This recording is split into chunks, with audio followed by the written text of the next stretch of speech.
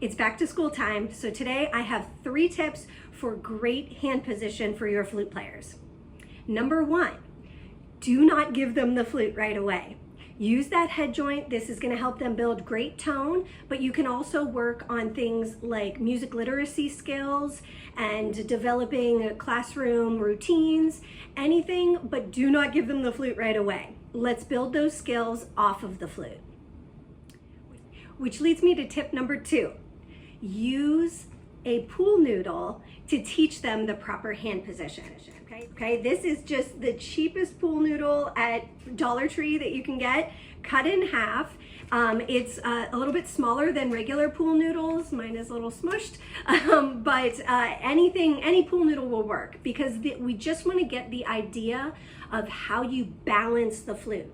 Flute hand position is tricky because both hands have to be on the same side of our body, and it requires balance more than position, right? So we have to understand this lever that is created on the flute. So to do this, you're gonna take 2 stickers, any kind of stickers. I have one up here, and you're gonna use that for where the knuckle goes, right? And then you're gonna use your other sticker back behind the flute pool noodle, and you want it to be behind, not under the flute, right? Behind, so that that thumb can push out. You'll see here that I'm right there pushing out with this. So we push out with this hand, we push in with this knuckle, and that creates a lever against our chin.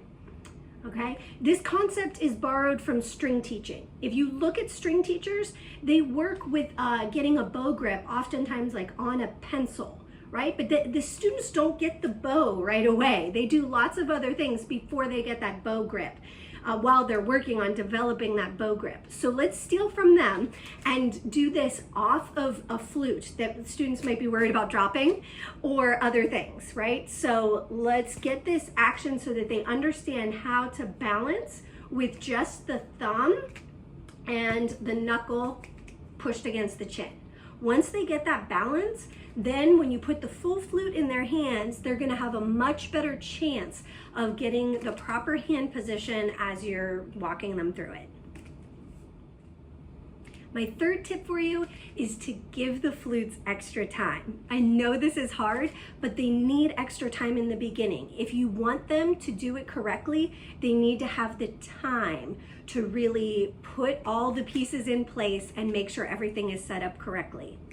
If flute players, when they get rushed, they're gonna just find any old way to do it, right? And that's not what you want. And that's where you get all these crazy things that are going on with the flute. You've gotta give them time. Go ahead and do embouchure checks or setup checks and looking around the room while the flute players, you're really giving them extra time. Eventually they will get faster at it, but it takes repetition. Bonus tip. I suggest starting not actually with your thumb placement, but have them hold on to the flute. You can have them hold on to the barrel and start with the pinky. Place the pinky, walk, walk, walk the fingers up. And then what they're gonna do is just come around until that thumb hits the bottom. I do it again. We go pinky, walk, walk, walk, and then go around.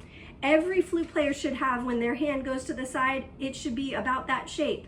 So we want to make sure that that just goes right onto the flute. Over here for the hook, this one takes a little bit more skill, but if they understand that this is a balance point and they must maintain contact with the knuckle at all times, you're going to have much better success and they're going to figure it out a lot quicker. Thanks so much for watching. If you enjoyed this video, please like and subscribe to my channel and share it with a music educator friend.